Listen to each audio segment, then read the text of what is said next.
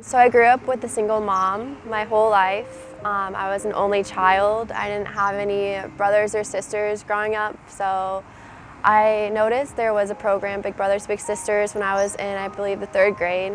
My teacher really wanted us to get involved with it, and he chose me especially because he knew my mom was a single parent. My mom was really involved, so teachers knew what was going on in my life, all that stuff. There were no problems, but it was just they knew that I would be good with a mentor. So I remember telling my mom, bringing the papers home, and she was really interested. So she learned about it, talked to my teachers more, and she signed me up. So I remember when I met my big sister, our teacher was reading a story to us, and I saw her come into the door. I was really first excited because I could tell how much we looked alike. And when we first met, we walked around my school, and eventually we just sat down and I pretty much told her everything about my life, how I have a single mom, and I really remember telling her a lot about how my mom works 3 jobs, and I could tell she was really touched by that, and she really just wanted to keep hearing more about it, and that's when I knew I can tell she really cares about me. And not a lot of the time at school or at home, yeah, my mom took great care of me, but she was really busy, so I couldn't always have someone to sit down and talk with all the time when I was 8 years old. So I could tell right away that she really cared, and then we kept hanging out from there on, and she always wanted to do what I wanted to do, and it was always a good time, and we always had great conversations. That's really what I remember in the beginning.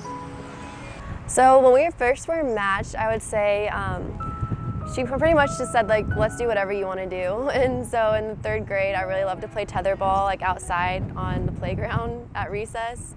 So during the day, before it was recess, when she was visiting me, we would go do that. Pretty much just run around on the playground too. We would also play a game in the library, Moncala. It's a little board game. So those were the main things we did at first. And then as I got older and we kept hanging out, mostly we would just talk a lot more. And as I got to the 5th and 6th grade, we started doing things outside of school.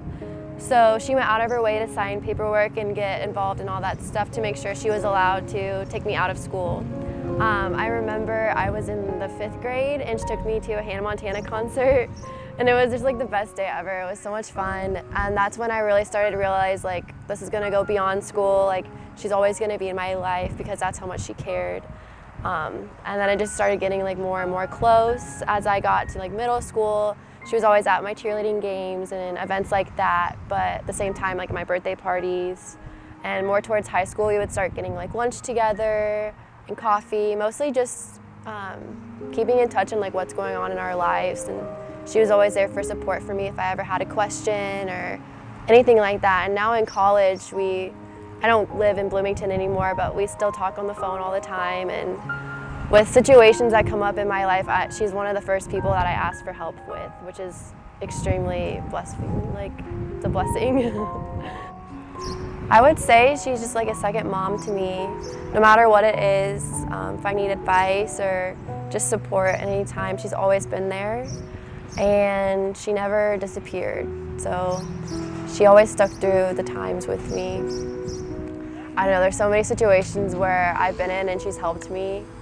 I also recently lost my passport in Mexico, and there's just so many questions I had when I was there, and I was there for an extra day and had to go to the U.S. Embassy and all those things, and I didn't even have to call her. I just sent her a text, and instantly later she was, are you okay? Are you okay? What can I do to help you? All these things, just making sure everything was fine, and just knowing that no matter what happens, I always get in these crazy situations and she's always there to help, or just anything I have with, I don't know, just needing encouragement with school, or she's always there when I talk about what I'm going to do after college or getting an internship. She's just let me know and I'll start looking for you, or getting contacts for people that can help you in fashion.